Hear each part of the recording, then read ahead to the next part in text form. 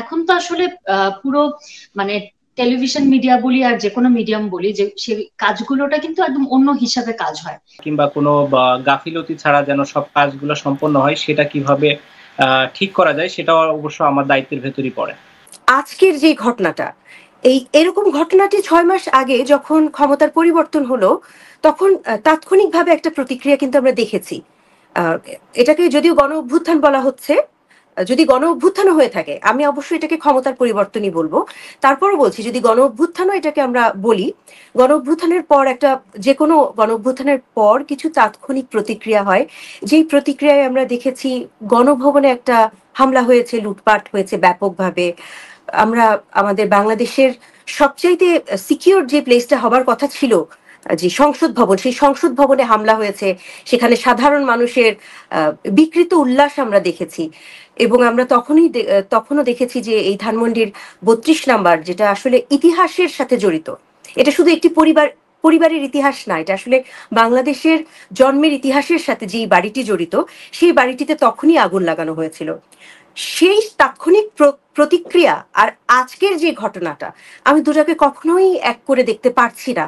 আমি একজন সাধারণ স্বাভাবিক চিন্তার মানুষ হিসেবে ওই দিনেরটাকে আমি ভাবছি যে একটি যখন একটা আন্দোলনে যখন জয়ী হয়েছে, তারা মনে করেছে জয়ের একটা প্রতিফলন হয়তো বা তারা সেবার দেখিয়েছিলেন, যে জয় থেকে একটা রাগ ও অভিমান বা যে কোনো ধরনের একটা প্রতিহিংসা দেখাতে গিয়ে সেইবার আগুন দিয়েছিল। কিন্তু আজকের বিষয়টি আমার কাছে মনে হয়েছে সম্পূর্ণ পরিকল্পিত। কারণ যে কথাটা বলা হচ্ছে, যে মানে আনিস ভাই বলছিলেন, যেটা আমি ওনার কথার পথ ধরেই বলছি, যে 6 মাস পার হয়ে গেছে। হ্যাঁ, অবশ্যই আমরা মোটা দাগে আমরা শুনেছি, আমরা টেলিভিশনে দেখেছি, আমরা বিভিন্ন মাধ্যমে দেখেছি, গণমাধ্যমে দেখেছি, পালিয়ে গেছেন। আসলে ঠিক কিভাবে গেছেন, এই কথাটিকে আসলে আমরা কোথাও প্রমাণ পেয়েছি? উনি পালিয়ে গেছেন এই কথাটাকে আমাদের রাষ্ট্রপতি বলেছেন, এই কথাটাকে আমাদের সেনাপ্রধান বলেছেন? মানে উনি পালিয়ে গেছেন এই শব্দটাই আমি আসলে নিশ্চিত নই। উনি চলে যেতে বাধ্য হয়েছেন, সেটা যে কারণেই হোক, সেটার ব্যাখ্যা উনিই দিতে পারবেন। আমরা শুনেছি যাবার আগে উনি কিছু ব্যাখ্যা দিয়ে যেতে চেয়েছিলেন, উনি একটা বক্তব্য রেকর্ড করে রেখে যেতে চেয়েছিলেন, আমরা সবাই শুনেছি। সেই সময়টা তাকে দেয়া হয়নি। তো ওনার নিশ্চয়ই কিভাবে উনি গেছেন সেটার একটা বক্তব্য ওনার পক্ষ থেকে উনি দেওয়ার চেষ্টা করেছেন। কিন্তু 6 মাস পার হয়ে গেছে, দলীয় নেতাকর্মীরা নানান বিপদে পড়েছে, নানানভাবে বিভিন্ন ধরনের অত্যাচারের সম্মুখীন হয়েছে, তাদের উপরে অত্যাচার করা হয়েছে নানান ধরনের। কিন্তু তারাও একটা আশা নিয়ে বসে আছে যে কবে তাদের নেতা তাদেরকে একটু দিক নির্দেশনা দিবেন বা তাদেরকে একটু আশার বাণী শোনাবেন। তো সেই আশার বাণী যদি শোনাতে চান তাদের নেতা, 6 মাস কি অনেক সময় না? মানে 6 মাস পর তিনি কিন্তু কি বক্তব্য দিবেন এটা না শুনেই যদি আমরা বলি যে না, বক্তব্যই দিতে দেওয়া হবে না, আগেই আমরা সব জ্বালিয়ে ফেলবো, সব গুড়িয়ে ফেলবো, ওনার বক্তব্যটা আগে শুনতাম আমরা, যে উনি আসলে উস্কানিমূলক কিছু বলছেন নাকি উনি শান্ত থাকতে বলছেন। ওনার দলের মানুষকেও তো উনি একটা আশার বাণী শোনাতে চান, শান্ত থাকতে বলতে চান, সবাইকে ধৈর্য ধরতে বলতে চান। এই যে ছাত্রলীগের কর্মীরা সাম্প্রতিককালে লিফলেট বিতরণ নিয়ে বিভিন্ন ধরনের লিফলেট বিলি করা মাত্রই তাদেরকে মারা হচ্ছে এবং তাদেরকে গ্রেফতার করা হচ্ছে। সেই লিফলেটে আসলে কি আছে এটা না জেনে আগেই কি মারতে হবে? লিফলেটে যদি উস্কানিমূলক কিছু থাকতো, সেখানে যদি ধ্বংসাত্মক কিছু থাকতো, তারপরে না তার বিচার। আমরা একটা ওই প্রবণতা থেকে কি আমরা কখনোই বের হব না, যে আগে অন্যায়টা কত দূর হলো তার আগেই আমরা, মানে যেটাকে মব জাস্টিস বা মব লিঞ্চিং বলে, আমরা কি সেই পথেই সারা জীবন হাঁটবো নাকি? এটাই আমার প্রশ্ন। এখন আমি একটু এই বিষয়ে একটু কম, মানে আমি নিশ্চিত নই এরকম কি কোনো নিয়ম করা হয়েছে বা এরকম কি কোনো নির্দেশনা দেওয়া হয়েছে যে আওয়ামী লীগের সভানেত্রী কোনো বক্তব্য দিতে পারবেন না? এরকম কি কোনো নোটিশ এসেছে বিগত সরকারের আমলে? যে নোটিশটা ছিল বা যে ধরনের একটা, এই প্রশ্নটি আমি করেছি আনিস আলমগীরের কাছে, আদালত থেকে নিষেধাজ্ঞা আসেনি। আদালত থেকে কোনো নিষেধাজ্ঞা এখনো আসেনি। এবং আজকের যে বক্তব্যটা, সেই বক্তব্যটাও কিন্তু আসলে শুধুমাত্র আওয়ামী লীগের এবং ছাত্রলীগের ভেরিফাইড ফেসবুক পেজে দেবার কথা। এটা কোনো গণমাধ্যমে প্রচার করবার কথা না, বা করবার জন্য আসলে অনুরোধ বা করবার জন্য সেরকম উদ্যোগ কিছুই নেওয়া হয়নি। এটা শুধুই ছিল ওনার দলের কর্মীদের ওনার সহকর্মীদের প্রতি ওনার একটা আশার বাণী শোনানোর একটা চেষ্টা। আমি শুরুতেই বলেছিলাম যে আজকের ঘটনাটি সম্পূর্ণ পূর্ব পরিকল্পিত, এবং সেটারই প্রমাণটা আপনি একটু আগে দিলেন যে পূর্ব পরিকল্পিত বলতে যে এটা ঘোষণা দিয়ে করা, এটা কোনো তাৎক্ষণিক প্রতিক্রিয়া নয়।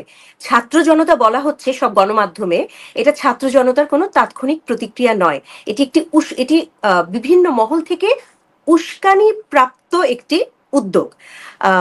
এখন আমি যদি আসলে জনাব আমাদের উপদেষ্টা জনাব নাহিদ ইসলামের কথা বলি, তিনি যতদিন আসলে সমন্বয়ক পদে ছিলেন, যখন তিনি আন্দোলনরত ছিলেন, তখন তিনি সাধারণ মানুষের বা সাধারণ ছাত্রের কাতারে ছিলেন। কিন্তু যখনই তিনি উপদেষ্টা পদে তিনি যখন দায়িত্বপ্রাপ্ত হলেন, তখন কিন্তু আসলে তিনি কোনো রাজনৈতিক দলের উপদেষ্টা না, উনি তখন সরকারের উপদেষ্টা, উনি একজন সরকারি কর্মকর্তা বা উনি একজন গভর্নমেন্ট অফিসিয়াল। উনি কি আসলে এরকম ডাক দিতে পারেন? সেটা আমার জানা নেই। আমার মনে হয় না কোনো সরকারি পদে, দায়িত্বশীল পদে কর্মরত বা দায়িত্বরত কেউ এ ধরনের উস্কানিমূলক ডাক দিতে পারে। সেটা কোনো একজন ব্লগার দিতে পারেন হয়তো, বা দিলেও আইন শৃঙ্খলা রক্ষা বাহিনীর তো কিছু দায়িত্ব আছে বলে আমরা সবাই জানি, কিন্তু আমরা আজ মনে হয় ওনাদেরকে দর্শকের ভূমিকায় দেখেছি।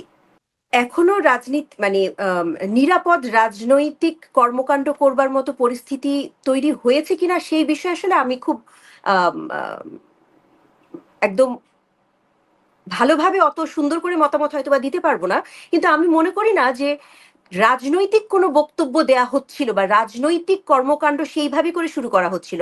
আমার কাছে মনে হয়েছে দলের কর্মীদের মনোবলকে শক্ত রাখার জন্য এবং তাদেরকে উঠে দাঁড়ানোর জন্য, তারা ভয় পেয়ে, তারা যেহেতু একের পর এক তারা অত্যাচারিত হচ্ছে, নিগৃহীত হচ্ছে, তাদেরকে একটু মনোবলটা শক্ত করবার জন্যই আসলে যেইটুকুন প্রস্তাব যেগুলো করা হচ্ছিল বা যেসব কর্মকাণ্ড, রাজনৈতিক কর্মকাণ্ড যেগুলো করা হচ্ছিল, যে বক্তব্যগুলো দেয়া হচ্ছিল, সম্পূর্ণই কিন্তু ধৈর্য ধারণ করতে বলা হচ্ছিল। এবং আজকের বক্তব্যটাও যদি আপনি শোনেন, এই বক্তব্যে কোথাও কিন্তু রাজনৈতিকভাবে এদেরকে মোকাবেলা করা বা আপনারাও যান, আপনারাও গিয়ে ওদেরকে মোকাবেলা করেন, এরকম কোনো বক্তব্য কিন্তু ছিল না। ছিল ধৈর্য ধরার বিষয়টি এবং আশাবাদ ব্যক্ত করার বিষয়টি। তো আমি এরকম মনে করি না যে এখনই আসলে খুব কড়াভাবে রাজনীতিতে ফিরে যাচ্ছে বা রাজনৈতিক কোনো একটা কাজের ঘোষণা দিয়ে বা রাজনৈতিক কোনো পদক্ষেপ নিতে যাচ্ছে আওয়ামী লীগ, খুব বড় কোনো কিছু এখনো তো সেরকম কোনো ঘোষণা আসেনি। আর যে বলা হলো যে 15ই আগস্ট সবাইকে ডাকা হয়েছে, আমরা কি আসলে শুনেছি মানে আমাদের আওয়ামী লীগের সভানেত্রী কি আসলে 15ই আগস্ট উনি সবাইকে বলেছেন আপনারা সবাই 32 নম্বর অভিমুখে যান, এরকম কি কোনো উনি সরাসরি বলেছেন? আমার জানা নেই। এটা আওয়ামী লীগ থেকে দেওয়া হয়েছিল শাওন, আওয়ামী লীগের কর্মসূচি ছিল। আওয়ামী লীগের কর্মসূচি, কিন্তু মানে আওয়ামী লীগ থেকে দেয়া কর্মসূচি, কিন্তু আওয়ামী লীগের সভানেত্রী কোনো দায়িত্ব নেবে না আওয়ামী লীগের কর্মসূচি? উনি তো সভানেত্রী, উনি তো পদত্যাগ করেন না এখনো। উনি তো ওনার দল চালাচ্ছেন বিদেশে বসে। ওনার সেক্রেটারি কোথায়, ওনার মুখপাত্রকে, তার কোনো পাত্তা নাই। উনি গায়েবী বক্তৃতা দিচ্ছেন, লোকজনকে বিপদে ফেলতেছেন। উনি যদি গায়েবী বক্তৃতা না, ওনার আজকে কি জরুরি হয়েছে ঘটা করে? আপনি যেটা বললেন যে উনি তো একটু শান্ত থাকার কথা বলেছেন, সেটা তো উনি বিবৃতি দিয়েও দিতে পারেন। এটার জন্য একটা যে সংগঠনটাকে নিষিদ্ধ করেছে তাদের উদ্দেশ্যে। নিষিদ্ধ হয়নি আনিস ভাই, কে কেন? নিষিদ্ধ ছাত্রলীগ নিষিদ্ধ? ছাত্রলীগ নিষিদ্ধ? আওয়ামী লীগ তো নিষিদ্ধ না রাজনীতি করতে। না, আওয়ামী লীগ তো না, এখানে তো উনি তো বক্তৃতা দিচ্ছেন ছাত্রলীগের উদ্দেশ্যে। না শাওন, আমি জানি সেটা। এই বক্তৃতা তো তিনি দিচ্ছেন ছাত্রলীগের উদ্দেশ্যে, ছাত্রদের উদ্দেশ্যে। আজকে আপনি খেয়াল করে দেখেন, ব্যানার দেখেন, ছাত্র সমাজের উদ্দেশ্যে দিয়েছেন, কিন্তু ছাত্র সমাজের উদ্দেশ্যে দেননি। হ্যাঁ, ছাত্র সমাজের উদ্দেশ্যে, যেটাই হোক, ছাত্র সমাজ তো ওনার এখন ওইটাই, ওনার ছাত্র সমাজকে। আর এখন তো উনি এত ঘটা করে দেওয়ার কি হলো? ওইটা লাইভে আসার কি হলো?